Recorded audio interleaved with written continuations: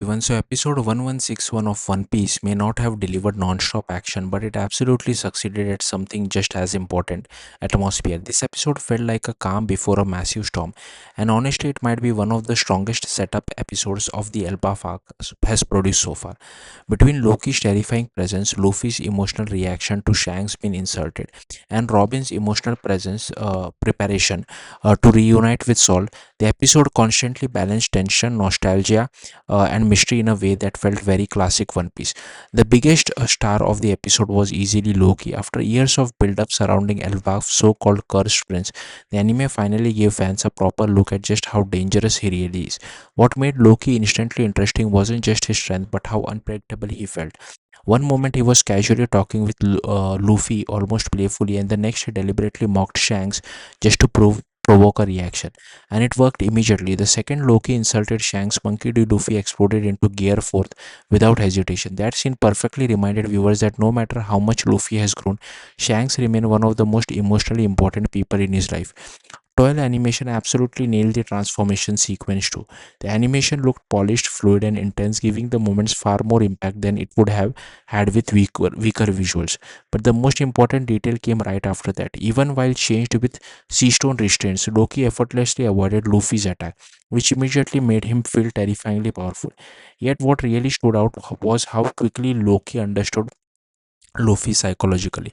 With just a single insert, Loki instantly recognized how emotionally vulnerable Luffy becomes when Shanks is involved. That subtle detail made Loki feel dangerous in a completely different way. He's not just physically intimidating, he's manipulative and incredibly observant. The episode also deserves credit visually because several scenes look surprisingly strong. The giant environments of Elbaf, the underworld creatures, and even smaller facial animation all looked far more polished than some recent episodes. Even fans who still criticize the anime spacing will probably admit the visual consistency here was impressive. At the same time, while Loki dominated the tension side of the episode, Nico Robin quietly carried the emotional core. Robin deciding to return to her old hairstyle before finally reuniting with Jaguar D. Sol was such a simple moment, but longtime fans immediately understood how emotional it really was. The scene felt loaded with nostalgia because it usually visually brought back memories of pre-time skip Robin. Watching Brooke nervously cut her hair while the crew reacted emotionally created one of the warmest moments the anime has had in a while. Even small reactions from characters like Frankie made the scene feel genuine because it basically mirrored how fans themselves probably felt watching it. It was one of those rare One Piece moments where almost nothing major happens physically, yet emotionally the scene hits hard. And then the episode completely changes the tone again with the cliffhanger.